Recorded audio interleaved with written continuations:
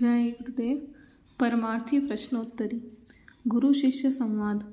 प्रश्न: स्वामी जी, जीवात्माएं भव सागर में कैसे फंस गई? उत्तर: यह संसार त्रिलोकीनाथ निरंजन भगवान यानी काल भगवान का है। निरंजन भगवान में बहुत शक्ति है, परंतु काल की शक्ति बाहर मुख है, इसलिए निरंजन भगवान दयाल देश में ठहर नहीं सकते। जीव के लिए प्रधान होने से बाहर मुख सूरतों का भी प्रभाव जारी कर दिया। काल के बाहर मुख होने से सूरतें भी बाहर मुख हो गई। काल की सतह पर आने वाली सर्व सूरतें मलिन नीचे स्थान पर थी और वही मलिनता का गिलाफ सूरतों को पहराया गया है।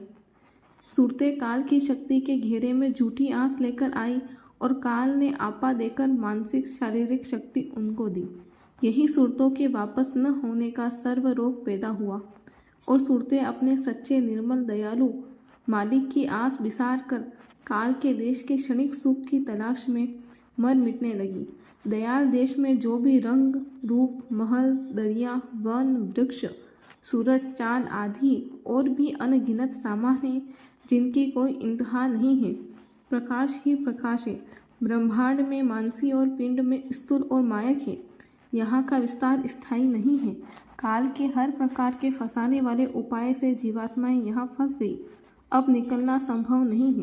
संत सद्गुरु का उपदेश लेकर भजन ध्यान सुमिरन करके उनकी कृपा से निकल सकती है।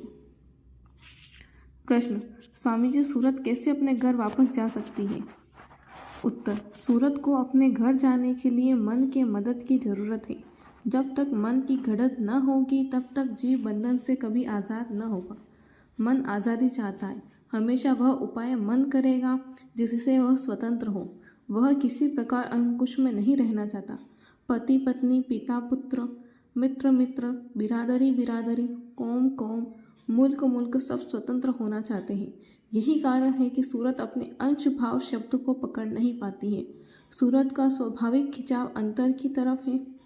सूरत जब अपनी अंदरूनी आंखें खोले तब इसे खबर पड़े कि मेरा खिंचाव किस तरफ है।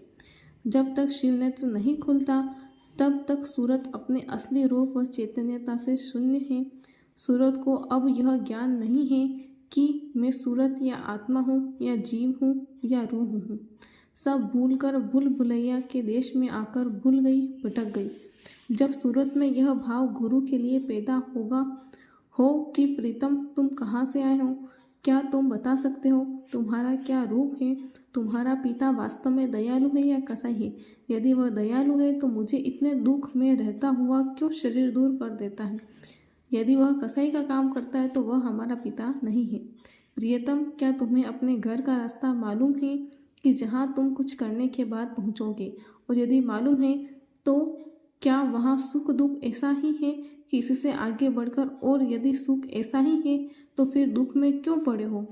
हर प्रकार के प्रश्नों व सवालों का जवाब का जब गुरु समझा बुझाकर सूरतों को अटल विश्वास दिला देते हैं और सूरतें भी अपने घर जाने के वसीले के रूप में सद्गुरु का अटूट विश्वास और भरोसा कर लेती हैं, तो वह आशा बंधाते हैं कि चलो तुम्हें तुम्हारे घर पहुंचावे। प्रिय, तुमको कष्ट में देखकर बहुत दया आती है। तुम्हारे क्या अच्छे कर्म हैं तो तुम्हें बता दे कि मैं अच्छा करता हूँ। जब तक गुरु की कृपा न होगी सूरतें इस काल के महाजाल से नहीं निकल सकती। तन मन दिया तो भल किया, सिर का जासी बार, अगर कहा कि मैं दिया तो गनी सहेगा मार। जय गुरुदेव।